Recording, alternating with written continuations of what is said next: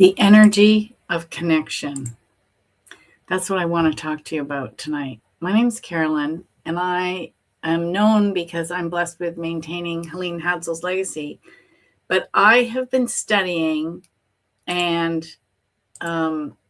learning about new age, new thought, metaphysics, spirituality, inspirational, metaphysics, all that stuff since I was 18 years old. My dad gave me a book when I was 18, and he said, if I can teach you at 18 what I learned at 36, you'll be way ahead of me.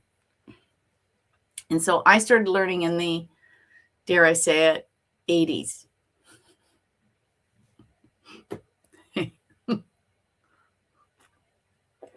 And one of my favorite authors was, you might recognize his name, Leo Buscaglia. And if you've ever seen his lectures, they used to be on PBS, and they were phenomenal. Now, you can find them on some of them on YouTube. They're grainy as heck, but his talks are phenomenal. He at one point, now I had looked this up, but I couldn't find the year. He was in the Guinness Book of World Records for hugging the most people, not like in a short amount of time, just overall, because he would stay for hours after his lectures and hug everyone who wanted one. And I copied this down. He said, we need human touch. And he said, 5 to survive, 8 to maintain, and 12 to thrive. That's how many hugs you need a day. And how many hugs do we actually get, and how many do we give each other? And I consider myself a hugger. Like when I meet people, I love to hug. We're leaving, I love to hug. I don't even think I get that many hugs. And I live in a very loving household. So I think we need to step that up. But I have 2 of his books here. I found them vintage. I'm giving this one away. So if you want to enter my giveaway, in the description, the link is there. You could win this one. And then, of course, it's sometime in the future, I'll be giving away this one. But he talked about how love was the binder in his family. Like he grew up poor. I think his parents were Italian Catholic. They had like 8 or 10 kids. And he never felt poor because the house was full of love. And he would talk about all the adventures they would have as a family when they were out doing things. And he had, of course, he was so expressive with his hands, and he would tell the most wonderful stories about being around the kitchen table and connecting with his family and loving them. And the reason he started talking about how we need to connect to each other through love, and we use, unfortunately, in the English language, you use the word love and we automatically think of a primary partner, a specific person. But really, when he's talking about it, he means everyone. Like, love your neighbor, love your family, love your friends, just love, put love out in the community. And this is actually what we need more than ever right now as we go through changes as a society. We need to really focus on our community and how we can help each other, even if it's as simple as helping your neighbor get groceries, or where we are, shovel their driveway because we got dumped on with the snow. We need to have that connection and care with those around us. And imagine a world where we all took care of our neighbors, and we all took care of our friends, and we all took care of our family. Now, it's impossible because some of you might be saying, oh my God, I can't even talk to my family. Okay, so can you talk to your neighbor? Do you have a best friend that you can it's because people don't understand. It's like one drop in an ocean, and you think, well, what's that going to do? But guess what? If everybody's doing drops, it becomes the ocean. And that wave isn't just like a little thing at the shore. It can become a tsunami, right? The more of us that do this, the more it elevates. All boats rise with the tide. And so I want to start with a quote that I found in this book because I love it. And this one is all little sections and with little stories and quotes. And then at the bottom of each page, it has a quote. It's such a brilliant book. The quote at the bottom of this page that I want to read is, "The measure of a man's humanity is the extent and intensity of his love for mankind." That was Ashley Montague. So this is called A Simple Lesson in Loving. Approach everyone you meet as an individual with dignity and a life as complicated and mysterious as your own. Discard preconceptions, suspend for even a moment the idea that you know this type. Do these things and perhaps you might learn the most important lesson that love can teach us, that each person is worthy of our love simply because they are human, one of God's unique creatures, and begin from there. Now, not everybody is going to follow this. Not everyone's going to do this. But one of the people that I like to follow online is Lee Harris. And he has an energetic YouTube channel. You might want to check him out. I'll put his link below. And Lee talks about a threshold that when enough people awaken or hit an energetic threshold, like loving your neighbor, we're going to have a tipping point, and it's like a little bit of a snowball avalanche, right? It starts with a little bit, and then it picks up speed, and it gets to a certain point where this little bit of snow or a little bit of water or a little bit of, whatever it is, and then it breaks. And you get the avalanche, you get the tsunami, you get the mudslide, you get it just needs a tipping point. Imagine if we as human beings could do that with love on this planet. That enough people could love their neighbors, their friends, their family, that we would get to a tipping point that the energy of love and connection and seeing each other would tip us into a new world of humanity and compassion and empathy. Because I think I will see that in my lifetime, and I'm 59. Now, I do plan to live past 100. My grandmother was 103, so I do have a bit of time.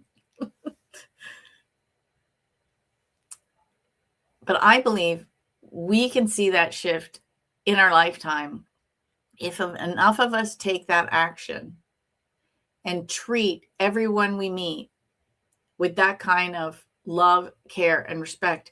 Even when you're in the store or you're getting a coffee, just greet the barista, thank the barista, and don't flippantly, genuinely thank them.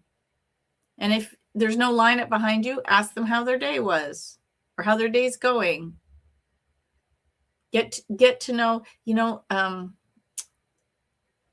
I think it was Sesame Street that had the song, "Who are the people in your neighborhood?" Oh yeah, don't take me out to karaoke. Don't take me out to karaoke night, because I wouldn't do very well. But who are the people in your neighborhood? Do you know your neighbors? This is the first house that I've lived in that I only know about half the neighbors on the street. And I used to always know everybody. But we've also had a lot of people move. The pandemic really kind of changed a lot of things. And we didn't get to interact with people for quite a while. And then in that interim, people moved in and out. And then we didn't get to know the new people coming in. So, thank you so much, Donna. And yeah, it's important to show up because, and we all need to show up for that. So one of the things I loved about Leo, besides the fact that he used to hug, like one of the stories that always touched me that he told was because he was famous for hugging people and getting in the Guinness Book of World Records for that, is when he lectured, he remembers hugging one senior lady and just giving her a good hug. And she started to cry because that was the first hug she'd had since her husband died. No one had hugged her in I don't know how many years. Not a neighbor, not a friend, not a child, no one. And my heart broke when I heard that story. That's just terrible. You know, we need to look around and see, you know, around us who needs hugs. But the reason he ended up on this path of sharing this energy was he had a student. He was a professor, and he had a student that didn't show up one day. And he found out that she had unalived herself because she was alone. And he was so shocked because he thought he'd connected. He thought he was doing a good job connecting with everybody, all of his students. And he realized that he wasn't, like, he didn't know she was hurting. He didn't see that. And then he made it his life's mission to actually see everyone around him and make sure that they felt seen. Because really, that's what everybody wants. They want to be able to be their authentic self and be seen and accepted for who they are. That's it. That's all everybody wants on this planet. It's so simple and yet so difficult for us to do.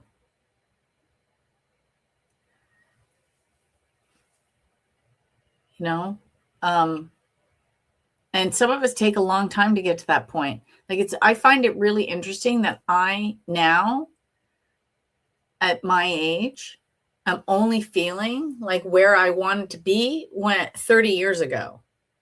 Like, it's taken me 30 years to get to where I wanted to be, where I had the confidence and the knowledge and the life experience. And if I can impart anything that I've learned to anybody, especially younger than me, so that they can shore up that space and be confident, and, you know, at 30, and see people and accept themselves who they are and know that they're enough. Wouldn't that be a wonderful thing? If we could have that next generation behind us get to where we are, but faster, right? The idea is if you're climbing the ladder, you know, you don't kick the ladder out from under you once you get to the certain attainment. You turn around and you hold the ladder steady for the next people coming up, and maybe even offer them a hand up so they can climb faster. Right? I think George Clooney's famous for saying that, you know, when you get to the top, your job is to send the elevator back down. Right? And he's in a very difficult industry in Hollywood, where people are famous for shutting each other out and for blocking each other. Some of the other stories that I liked from Leo, if you don't go on YouTube and look up some of his videos, is he would have classes at his home, and he would go outside in the fall and bring all the leaves inside so everybody could relish in them, because it was too cold to be outside, but he wanted to be with the nature. So he brought it in his house, and people thought he was crazy. And he's like, just a little bit of dirt, we can take it back out when we're done and we can just vacuum up, right? Like, what's the point? What's the harm? Or what he used to do, I love this. And I never had the courage to try it when I was younger. I think I would do it now, though, is, he would be going to a business meeting or going somewhere, and he would get in an elevator. And what does everybody do? They get in, they get to the back, they turn around, they face the door. So he would get in and he would face everybody. And he would say, "Oh, it's so wonderful. I'm glad we all got together for this meeting. Hello, I'm Leo." And he would introduce himself and talk to everybody while they were going up the elevator. And sometimes, depending on how high the building was, they could be trapped for a minute or so with him. But I'm going to bet that is a elevator ride that they remembered for the rest of their lives, because he was connecting with people. And it's even worse now, because what do? We get in that elevator, and instead of just looking at the numbers or looking at the door, we are looking at our phones. It's even worse. And I think we need more Leos in the elevator to, wake people up and snap people out of it and shift people a little bit. And he's not the only teacher. He's just my favorite teacher on this subject. So if you ever find any of his books, I look for all kinds of books at the thrift store. But your library also has book sales. I think actually this one came from the library because it's got the thing at the bottom. And at one point, one of these was at a church with the stamp inside. So you can find lots of wonderful vintage books. And then sometimes these books, you'll find them, if you like your Kindle or your Kobo, they're very inexpensive. You can get them sometimes on sale. So if you keep your eye on that, you can get some of these older books very inexpensively when they put them on sale.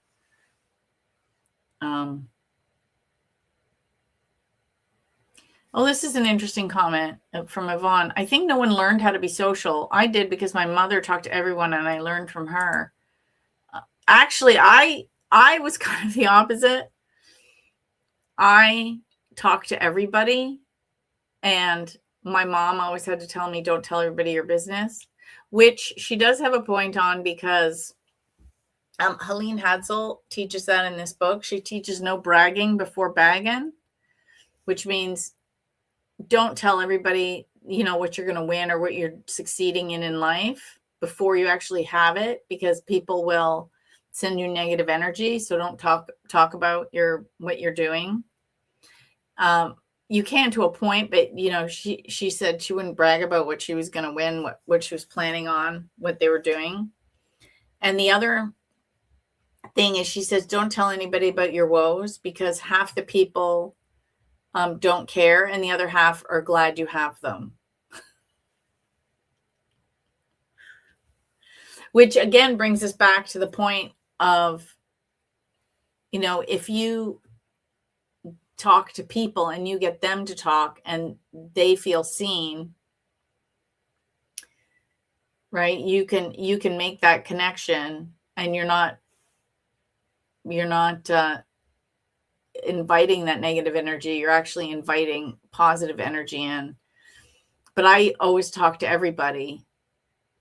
And my daughter would always shake her head, because, I'd make a friend at the grocery store, and I'd make a friend at the shopping center. And if we went to the mother, the mother and kids groups, I knew all the ladies there, and I would know everyone, because I had just little chatty Kathy kind of thing. But again, I think that came down to wanting to be seen and not having that confidence when I was younger. And had I been seen the way that Leo had seen people in his older years, that would have made a difference. And again, he had to have a student pass away before he realized he wasn't even connecting the way that he wanted to, or the way he thought he was in life. Sometimes we get really rude awakenings in life. Robert Ohotto said, he always equated life to like being in a laboratory, and you're going through life and it's full of experiments. You try this, you try that. Sometimes it works, sometimes it doesn't. And he said, and sometimes you have to blow up the entire laboratory before you figure it out. Yep. I think I've done that a time or two. Blown up the entire laboratory. Because that's what it is. And actually, Helene even called it a game. She's not the only one. Florence Scovel Shinn named her book The Game of Life and How to Play It. Right? Helene called it the Play It Game, because we're supposed to be here to play.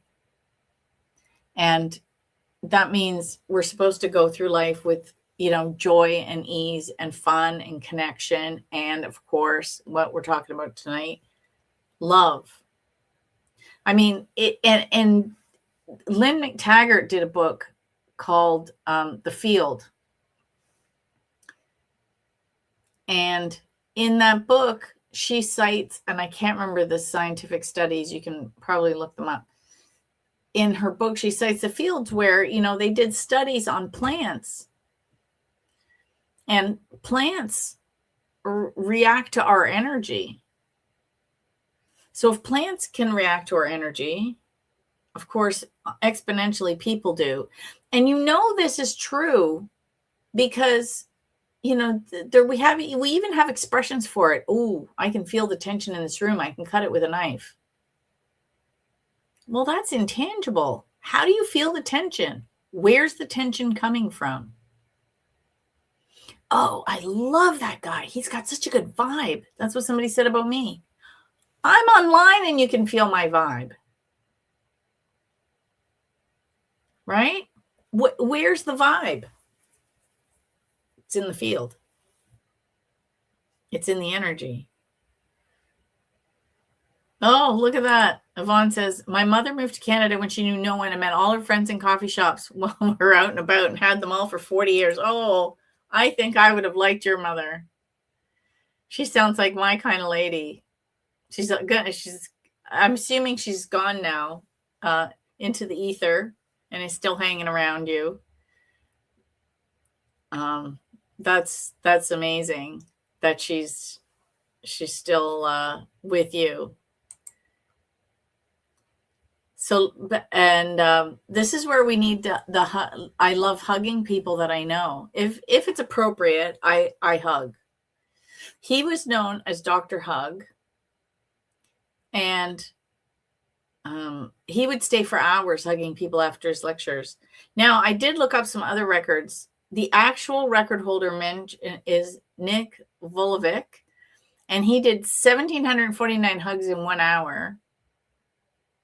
And then the largest group hug, God bless Canada, was here in 2010, and it was 10,554 people. Can you imagine that group hug?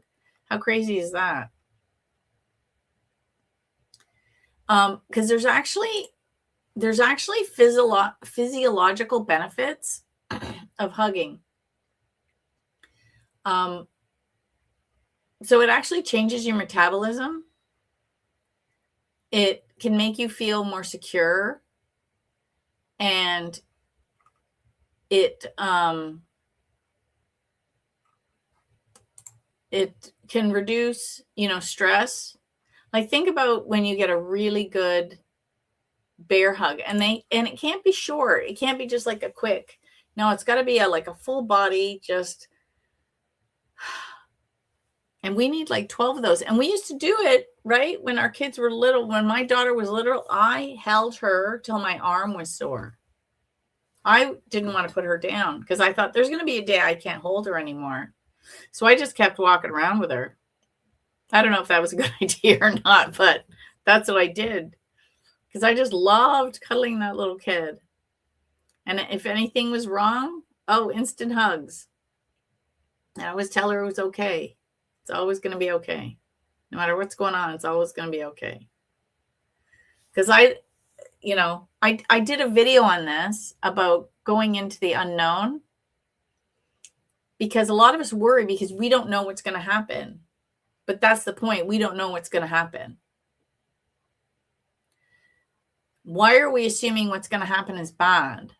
Why aren't we assuming what's going to happen is good?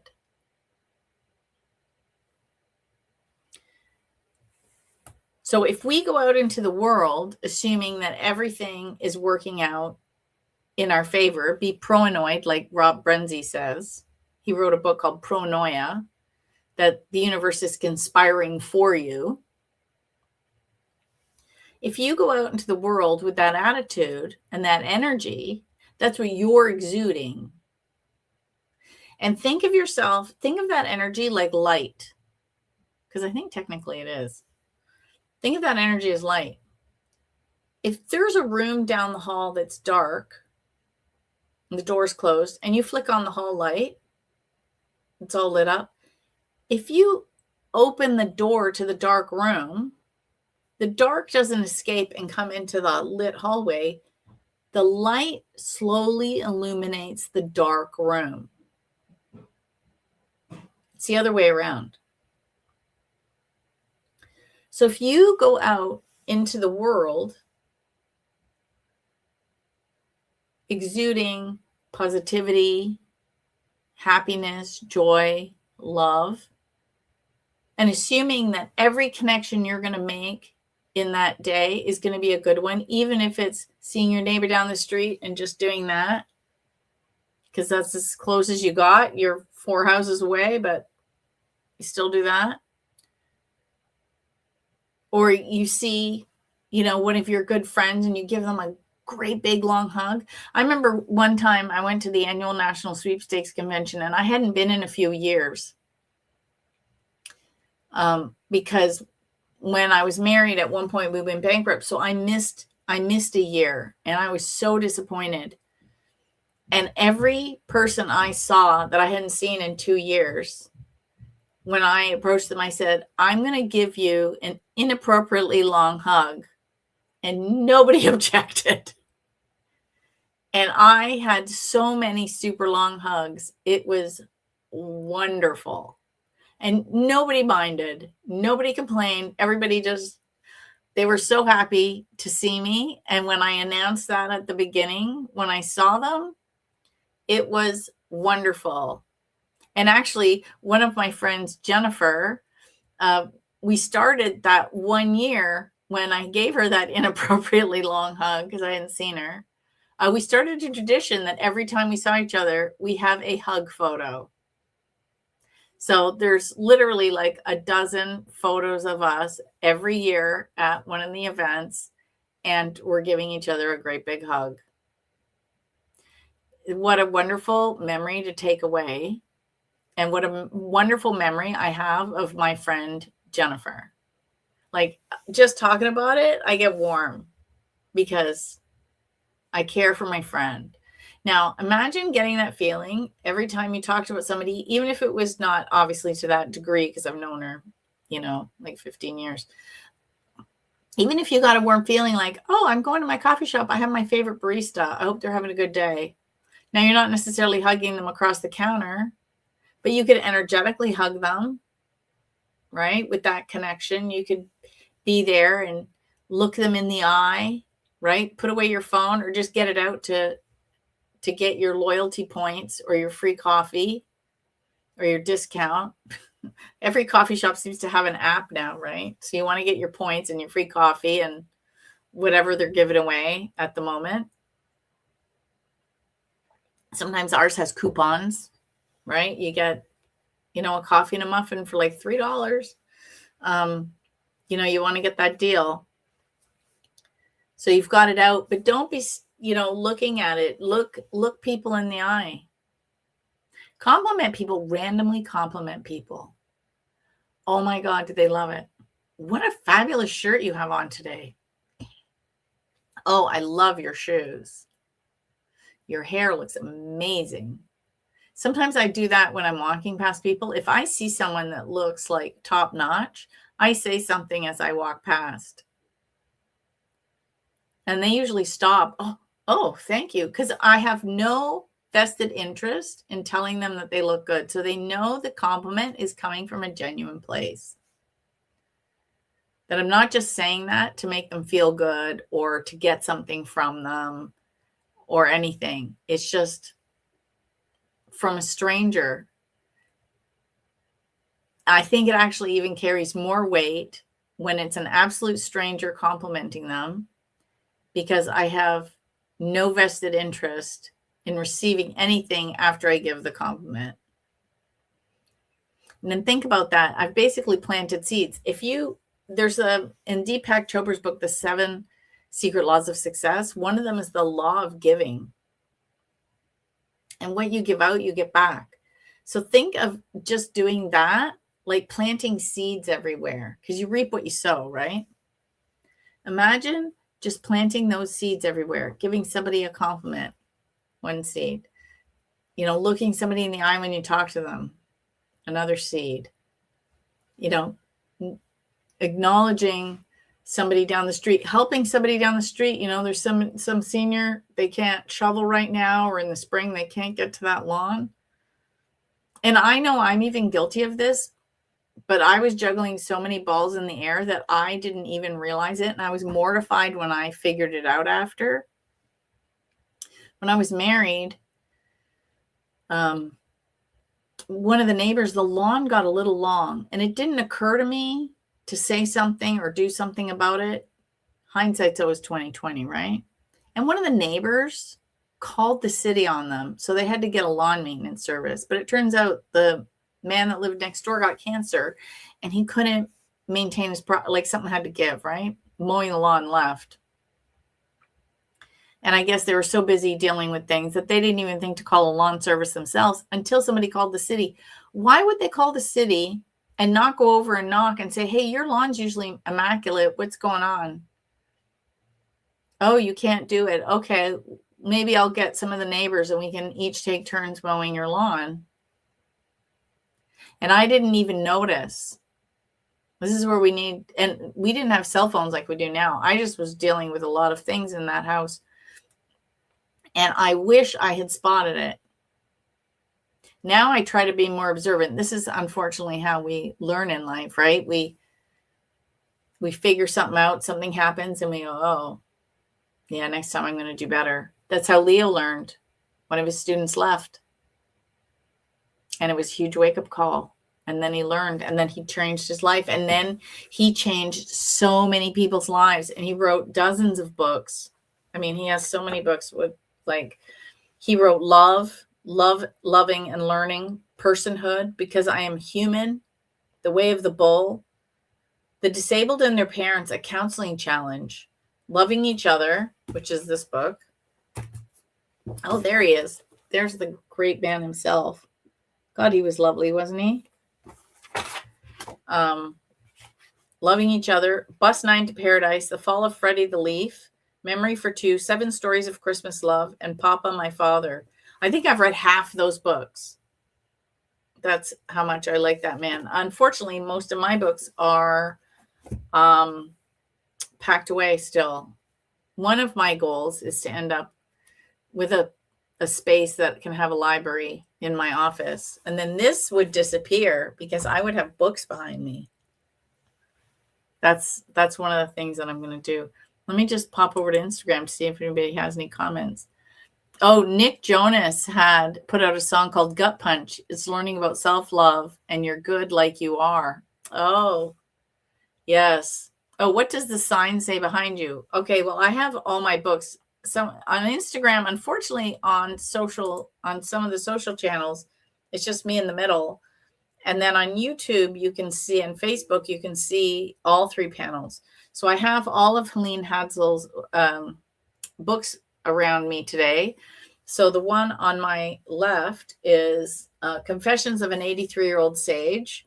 And this actually talks about her memories and adventures throughout her life. So what she did was, it was actually a very clever way to write a book. She had breakfast in the morning, and then she would reminisce about something. So she'd talk about what she ate for breakfast. Like sometimes, oh, I'm having a banana and a coffee, or I'm having some cantaloupe and a piece of toast, or whatever, and a cup of green tea, or whatever she was eating. She'd talk about what she's eating, and she'd sit, and her mind would wander to a different part of her life. So her book isn't in order because every chapter she meanders to whatever memory she had that day about whatever area of her life. Sometimes she was young, sometimes she was middle-aged, sometimes she was old. They're all over the place, and they're not in any order. So I actually had to add a clause in the beginning of the book, because it's fine when you're reading it in the paperback, but when you're listening to it on Audible, it seemed very disjointed.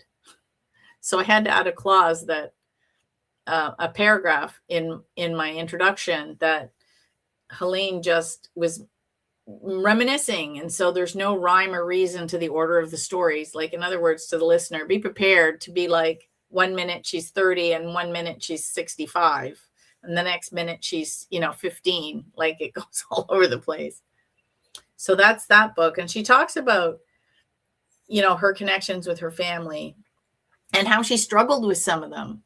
Like, she really struggled with her relationship with her son Dyke that tied back to a past life experience. The middle book is kind of brilliant. It's A Man Called Friday, and she wrote a fiction book. Now, I aspire to be like Helene. May you all aspire to be like Helene. She was in her 70s. She's retired from working. She's no longer lecturing, and she decided she wanted to learn how to write fiction because she'd written 3 nonfiction books. But fiction is an entirely different genre, ball of wax or kettle of fish or whatever you want to call it. Because when you write nonfiction, you're basically, my advice to anybody that's writing a nonfiction book is the best advice I got, and that's write out the table of contents and keep writing. And depending on the book, you don't even necessarily have to write it in order. You could write the easiest chapters first and work your way up. That's how I approached it. And then that's how I assembled that book, my sweepstakes books.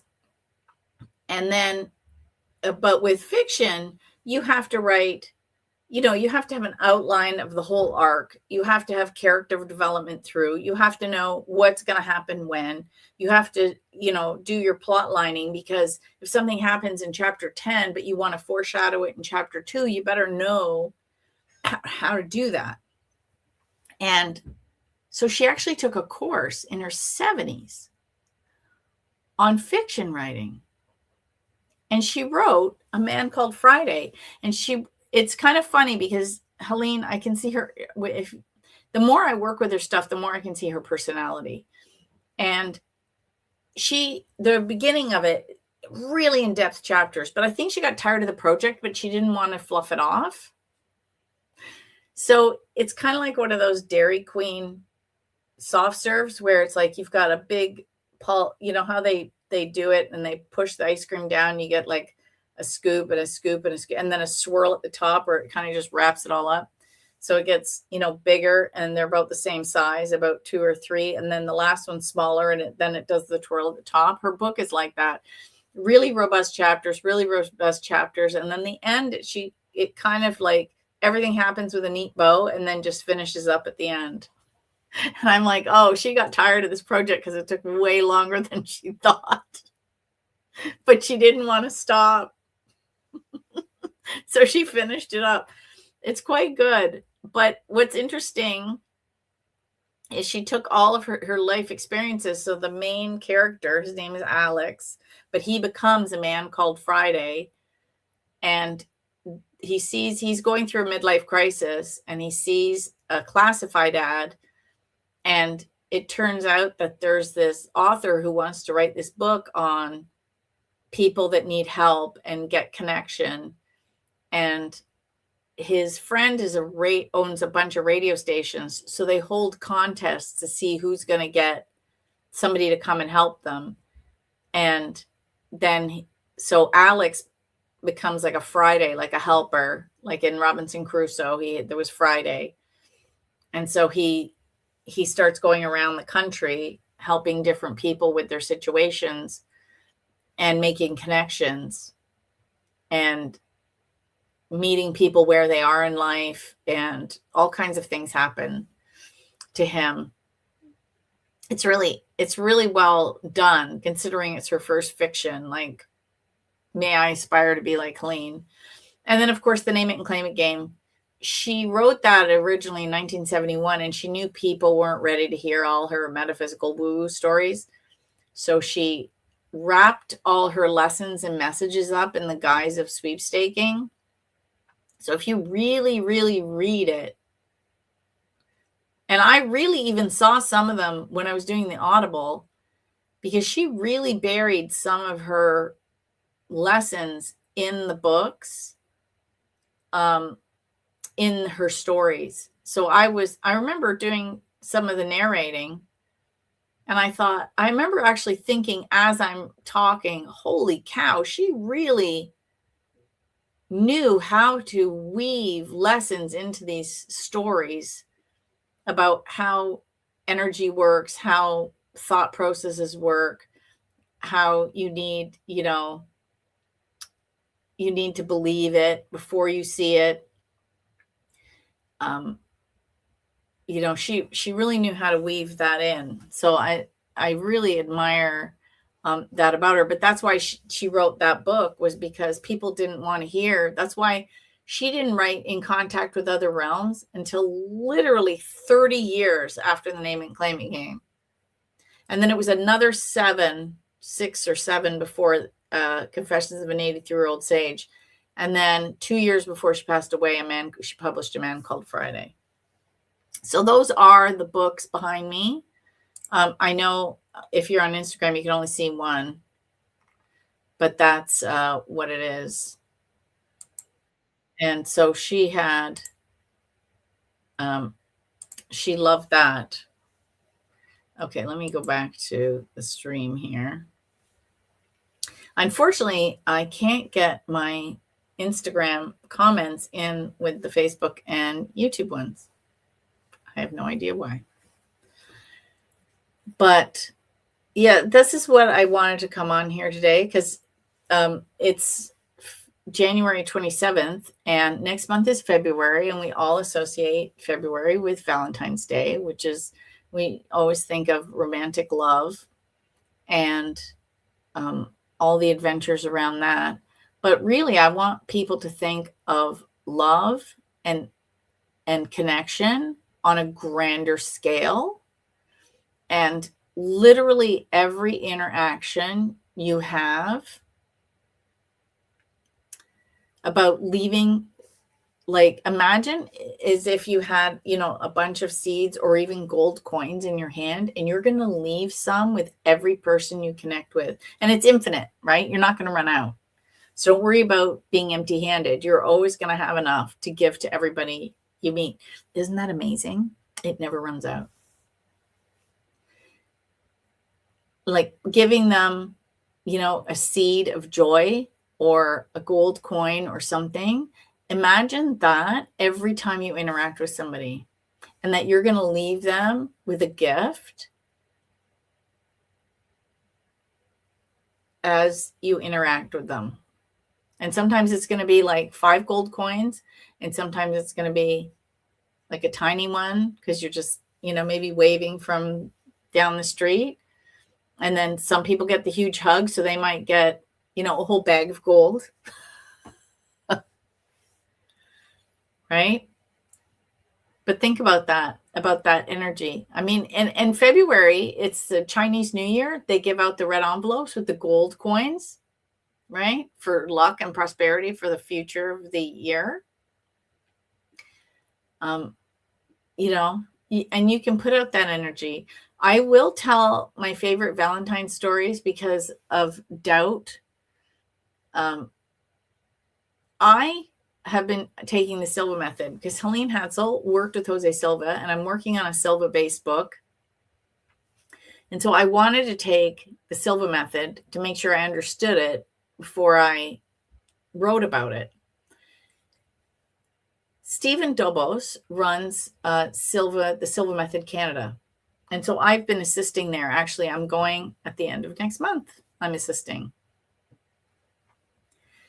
And even though I've seen it, I think 10 times at this point, I always garner something from it. So I like to go. So 2 years ago, I was taking it, and it was at the beginning of February. And they talked about the mental texting technique. And Helene talks about it in her book about when she worked with Jose, and she would send him messages because they didn't have cell phones back in those days. And so she'd let him know energetically that she wanted him to call because he had like a interview or somebody needed to reach him. And within an hour, he would always call because she said he was a good receiver for her messages. Well, they're teaching this in the Silva method. And I thought, I don't know why I'm a doubting Thomas and I'm taking this stuff. And I teach this stuff and I sell this stuff.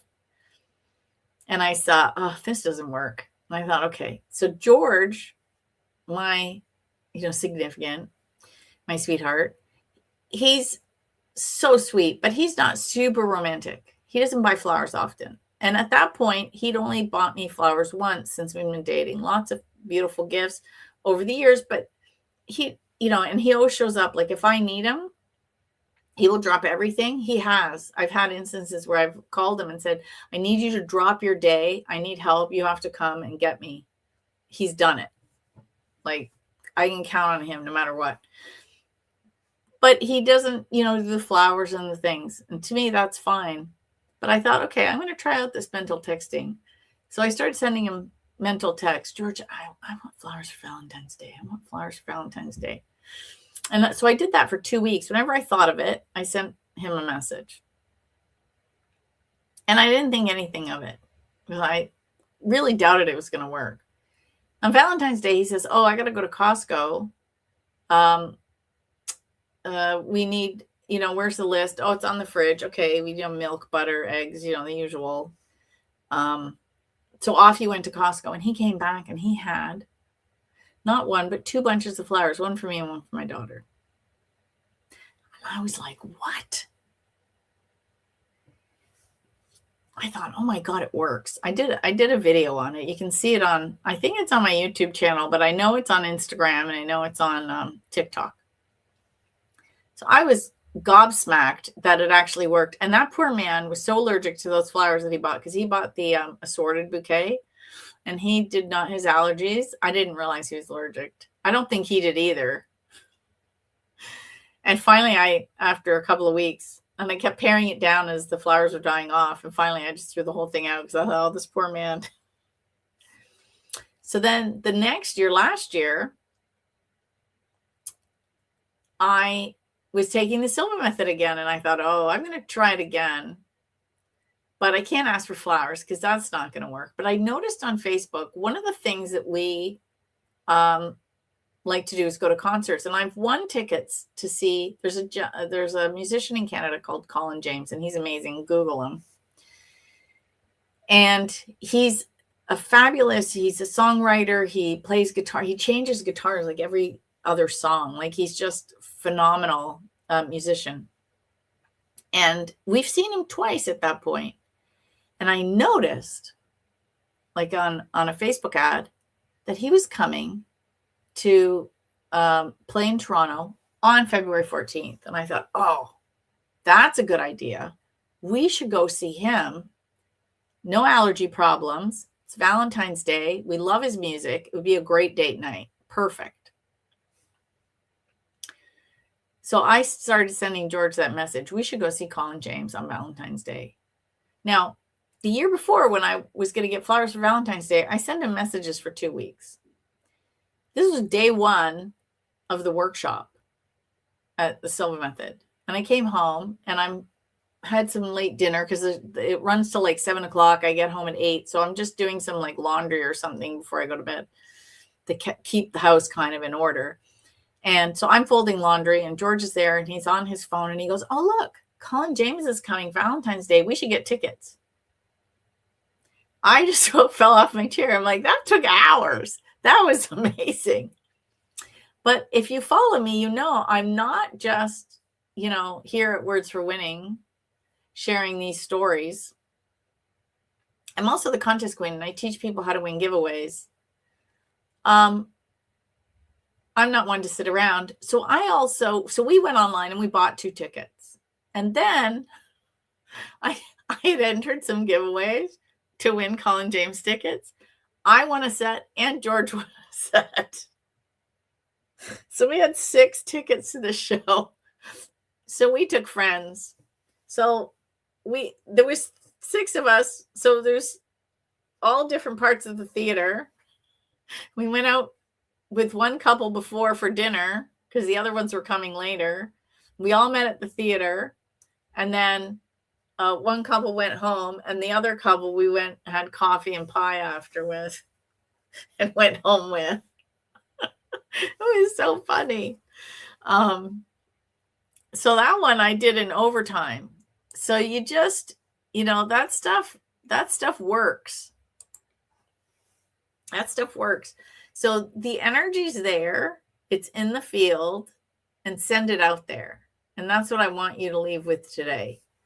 Connect with others wherever you go, and be conscious of the energy that you are leaving, because you can either leave someone with a gold coin or a lump of coal. And what would you rather be leaving, around? Is you want to be leaving, and don't give me they can turn that coal into diamonds. No. Just imagine leaving gold wherever you go. And if enough of us do it, this world is going to change. And it only takes one person. There's so many examples of how can one person change the world? It happens all the time. I mean, look how many people Leo touched in his lifetime, right? And he's gone now, and I'm still sharing his stories. And now a whole new generation gets to know about this man. So I will put links to some of his YouTube videos below. And I hope you look him up and enter the contest to win your own copy. And I'm going to start, one of the things I've started doing over at Contest Queen, because it's the 20th anniversary of Contest Queen, and it's like the 25th anniversary of me entering sweepstakes, is the 20th anniversary of my very first book, is the 20th anniversary of my newsletter. Like, I have so many anniversaries over there. I'm doing exclusive giveaways in the newsletter, but I want to start doing more giveaways at Words for Winning. So if you head over and subscribe to my newsletter and get your free meditation, I am going to be starting hosting giveaways on Words for Winning. So more books to be given away, because everybody wants to know how to win Helene's books. And I have vintage books to give away during these live streams. So, oh yeah, Manifesting in Overdrive. That's what. What is the book? Okay, so sorry, hang on. Manifesting in Overdrive. What is the book? The book I'm giving away in this on this live stream is this one here called Loving Each Other by Leo Buscaglia. The link is in the description. It runs for 1 week, but I know not everybody's going to watch this the first week. Also, for those watching on Instagram, you have to go over to YouTube or Facebook to enter, because it won't let me share the link. I can't. And I'm going to be starting to give away more books on Words for Winning. So if you head over to Words for Winning and sign up for my newsletter, and I don't bug people right now, all you're getting are live stream updates, event updates, and weekly. I'm working on doing weekly blogs, so you get notifications on what new articles have been posted. And I have all kinds. I post Helene's Lost Works, and I post stories of things that are going on. and different manifesting adventures. I should, for Valentine's Day, do the story of the mental texting. I think I might have done it, but I think it needs to be updated with the Colin James story, because I think I did it for the Valentines. So yes, that needs to be updated for Valentine's Day. But, coming up on February 12th, Pat Hadsell passed away. So I already have his article that Helene wrote about her husband scheduled to be posted. So it's quite good to do that. Anyway, that's what we're talking about this month. And so stay tuned, because I forgot to look up what we're talking about next month. It's got to be something about luck, because it's going to be March. And you have to believe you're lucky before you're lucky. So I'm sure that's the topic, but we'll see. And I want to do more live streams and interviews. We're getting there. I'm just finishing a lot of books. We're going to have a book coming out a month this year. So far, I've got 5 scheduled. So I don't know how much of the social media stuff will manifest, but the books are going to be coming out in a drove. So I'm very excited. So stay tuned for that. And I will see you in February.